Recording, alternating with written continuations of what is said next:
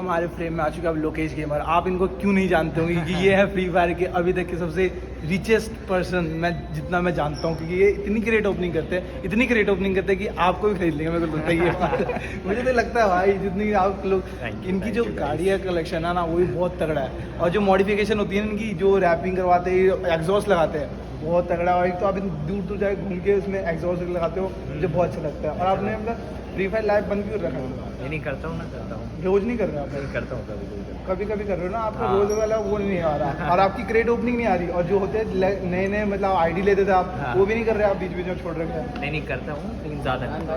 हाँ। और एक चीज पूछूँ आप साहब, हाँ। यार इतना पैसे लाते कहाँ से हो यार? जो लोग दूसरे के अकाउंट में इतना पैसा बस लगा देते, डायमंड देते वो दवा आ जाते हैं बहुत पैसा। वो सीक्रेट है। वो सीक्रेट है, वो नहीं बताया। भाई मेरी ऑडियंस लोगों को कुछ कहना चाहोगे? गाइस भाई का चैनल को सब्सक्राइब करो एंड ग्रो करो भाई को।